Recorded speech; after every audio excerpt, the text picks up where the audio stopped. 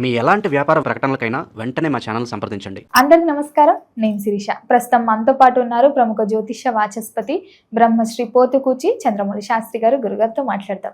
నమస్కారం గురుగారు. ఓం శ్రీ దక్షిణామూర్తయే నమః. గురుగారు, ఈ మార్చి మాసంలో విశేషంగా కర్కాటక రాశి వారికి ఈ మాసంలో ఎలా ఉండబోతుందంటారు? ఆర్థిక పరంగా, ఆరోగ్య పరంగా ఎలాంటి జాగ్రత్తలు తీసుకోవచ్చు అంటారు? ఈ నవగ్రహాల ప్రభావం ఈ మాసంలో వీరికి ఎలా ఉంటుందంటారు? కర్కాటక రాశి. ఈ కర్కాటక రాశిలో ముఖ్యంగా పునర్వసు నక్షత్రము, పుష్యమి నక్షత్రము, ఆశ్లేష నక్షత్రము, ఈ యొక్క నక్షత్రాల వారు మరియు కర్కాటక రాశి వారికి మార్చి 1వ తేదీ నుండి మార్చి 31వ తేదీ వరకు ఈ మాసమంతా గనక గ్రహస్థితిని గమనించినట్లయితే ముఖ్యంగా ద్వితీయాధిపతి అయినటువంటి సూర్య భగవానుడు మార్చి 14వ తేదీ వరకు కూడా అష్టమ రాశి సంచారం రాహువుతో, అంటే చతుర్గ్రహ కూటమిలో ఆయన కూడా ఒకటో. తదుపరి మార్చి 14 తర్వాత 9వ స్థానం అంటే భాగ్యస్థానంలోకి వెళ్ళి అక్కడ శనితో సంచారం. అంటే ఇక్కడ పూర్తిగా రవిబలం అనేటటువంటిది వీరికి నిర్వీర్యమైంది. అట్లాగే ముఖ్యంగా ఈ కర్కాటక రాశి వారికి 12వ స్థానంలో ఉన్నటువంటి షష్ఠ భాగ్యాధిపతి అయినటువంటి గురుగ్రహ సంచారము భాగ్యాన్ని హీనత్వం చేస్తూ, అప్పుల యొక్క బాధ సమస్యని వృద్ధి చేస్తూ, వ్యాపారంలో కానివ్వండి, ఏదైనా ఆరోగ్యపరంగా కానివ్వండి, లేకపోతే తండ్రితో మాట పట్టింపుల వల్ల కానివ్వండి, వీరు మానసిక క్షోభని, గృహంలో అప్రశాంతత వాతావరణాన్ని అనుభవించేవారుగా ఉంటారు కర్కాటక రాశి వారు. ఆర్థికంగా కుటుంబంలో ఎవరికైనా సరే తండ్రి తరపు కావచ్చు, వీరు చేసేటటువంటి సేవక వృత్తిలో, అది ఏ వృత్తి వాళ్ళైనా కావచ్చు, లేకపోతే ఎవరో ఒక గురువుని సంప్రదించడం కోసమో, గురువు యొక్క ఆజ్ఞానుసారమో వీరు ఎవరో ఒకరి దగ్గర ఆర్థికపరమైనటువంటి సహకారాన్ని అర్థించి అక్కడ కొంత మోసాన్ని పొందేటటువంటి పరిస్థితి కూడా కలుగుతుంది. మోసపోతారు అంటే ఈ అవసరాల కోసం, అంటే గురుబలం లేదు వీళ్ళకి. అట్లాగే ముఖ్యంగా బుధగ్రహము వీరికి తృతీయ వ్యయాధిపతి అయినటువంటి ఈ బుధగ్రహము అష్టమంలో ఉండటం, రాహుతో కలిసి ఉండటం, ఇదేంటంటే చేసే ప్రతి ప్రయత్నంలో ఆటంకాలు, ఎక్కడో అక్కడ ఏదో రకమైనటువంటి ప్రమాద సూచనలు. ప్రమాదం అనగానే మనం ఆరోగ్యపరంగా ఉంటుందమ్మా ఏంది, ప్లస్ ఎముకలకి సంబంధించి, అంటే ఈ పక్కటెముకలు అంటారు, భుజాలకి సంబంధించి కానివ్వండి, లేకపోతే పాదాలలో నరాలకి సంబంధించినటువంటి సమస్యలు కానివ్వండి, లేకపోతే ఇన్నర్ ఆర్గాన్స్ పార్ట్స్కి సంబంధించి విషయంలో కానివ్వండి, ముఖ్యంగా నరాల మీద మోస్ట్ ఎఫెక్టెడ్గా ఉండే అవకాశాలు వీళ్ళకు ఉన్నాయి. అష్టమ బుధుడు యొక్క సంచారం లెక్క ప్రకారం ఏంటంటే అష్టమంలో బుధుడు మంచి యోగాన్ని ఇవ్వాలి. అంటే కొన్ని సంకల్పాలు అతి కష్టం మీద కనుక విష్ణుమూర్తి యొక్క అనుగ్రహం ఉంటే ముందుకు వెళ్ళొచ్చు. అంటే వీళ్ళు స్వయంకృతంగా ఏదైనా విష్ణుమూర్తిని ఎక్కువ ఆరాధిస్తే ఆయన అనుగ్రహంతో కొన్ని సమస్యలు వచ్చినా తట్టుకునే స్వభావం ఉంటుంది. ఎందుకంటే అష్టమంలో చతుర్గ్రహ కూటమి అంటే అంత ఈజీ కాదు. శుక్రుడు ఇంకా బయటపడ్డాడు, ఒక రకంగా భాగ్యస్థానంలోకి వెళ్ళిపోతాడు ఆయన. మార్చి 2వ తారీఖున ఆయన శనితో కలిసిపోతాడు వెళ్ళి. కాబట్టి అష్టమం నుంచి శుక్రుడు ముందుకు వెళ్ళిపోతాడు. అష్టమంలో కర్కాటక రాశి వారికి రాహు ఉంటాడు, మార్చి 14 వరకు రవి ఉంటాడు, బుధుడు నెలంతా ఉంటాడు. అట్లాగే కుజగ్రహం అత్యంత కోపావేశపూరితమైనటువంటి ప్రమాద ఘంటికలని, ప్రమాదాలని సూచించేటటువంటి వాడే కుజుడు. ఏ గ్రహమైనా కాస్త ఉంటే కొంతన్నా ఉంటుంది, కుజుడు అసలు ఉండకూడదు అష్టమంలో, అది రాహుతో కలిసి. దీనివల్ల ఏంటంటే ప్రమాద సూచనలు ఎక్కువగా కర్కాటక రాశి వారికి కనిపిస్తాయి. అట్లని భయపడేసేసి వాళ్ళేదో అనుకొని మనం లేదో అనుకోవాల్సిన అవసరం లేదు. గ్రహాలు కంపల్సరీ ఎక్కడో అక్కడ వీరికి శిరోపరంగా కావచ్చు, లేకపోతే ఎముకల వ్యాధులు కొంతమంది బాధపడుతూ ఉంటారు, సైనెక్స్ పరంగా కొంతమంది బాధపడుతూ ఉంటారు, లేకపోతే కొంతమందికి ఏంటంటే నరాలకి సంబంధించిన సమస్యలు కావచ్చు, నడుము వెనకాల భాగంలో మూలాధార చక్రం దగ్గర ఏదైనా సమస్యలు కావచ్చు, గ్యాస్ట్రిక్ ప్రాబ్లమ్స్ కావచ్చు, ఏదో ప్రాబ్లం పరంగా వీరికి కొంతమందికి ఆపరేషన్స్ అయ్యే అవకాశాలు ఉంటాయి. ఇక్కడ కుజుడు 8లో ఉన్నాడు, రాహు 8లో ఉన్నాడు అంటే ఆపరేషన్స్ని సూచిస్తాడు. అంటే వీరి జాతకంలో ఎక్కడైనా సరే ఏదైనా ఒక గ్రహము ఈ 4 గ్రహాల్లో ఉండి అక్కడ వారి జాతకంలో గనక చెడు స్థానాల్లో ఉంటే కనుక కంపల్సరీ ఇక్కడ వాళ్ళకి ఆపరేషన్స్ కలగటానికి అవకాశాలు ఉంటాయి, ప్రమాదాలు జరగటానికి అవకాశాలు ఉంటాయి. కొంతమందికి ఏంటంటే కర్కాటక రాశి వారికి కుజగ్రహము 5వ స్థానానికి 10వ స్థానానికి ఆధిపత్యం. అంటే 5వ స్థానం అంటే సంతాన స్థానం.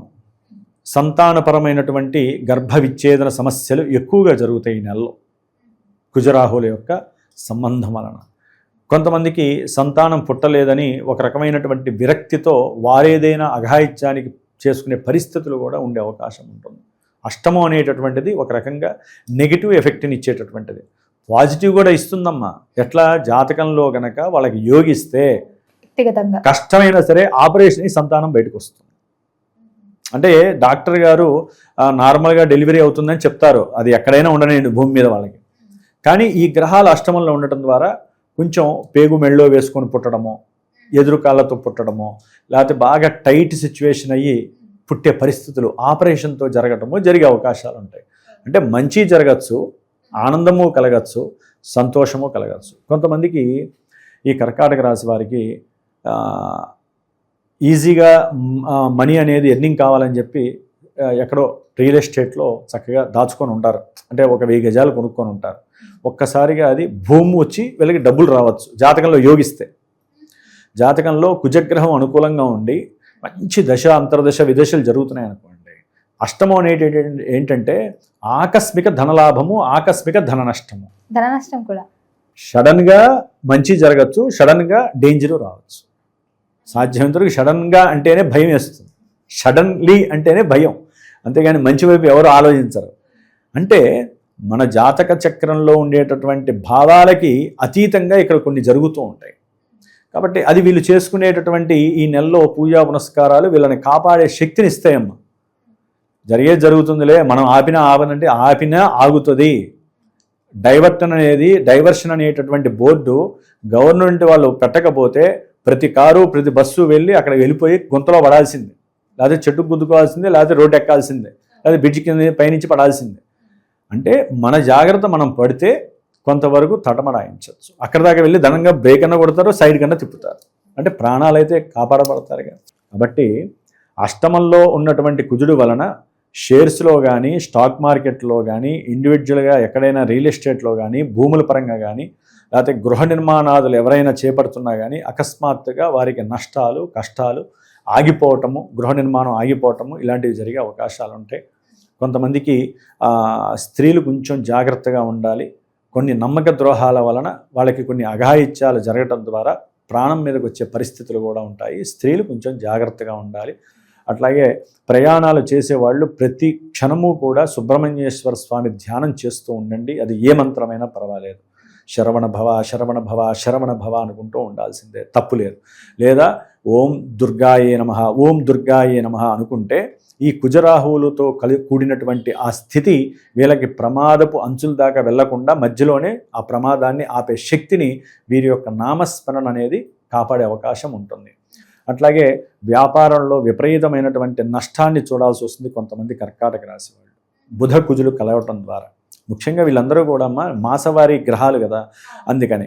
అట్లాగే తండ్రి యొక్క ఆరోగ్యరీత్యా కొన్ని ఇబ్బందులు, అట్లాగే ధనము సంతానం ద్వారా కావచ్చు. కొంతమంది క్రీడారంగంలో ఉద్యోగాలు చేస్తూ ఉంటారు, క్రీడల్లో కూడా కొంతమంది ఐపీఎల్లో డబ్బులు పెడుతూ ఉంటారు.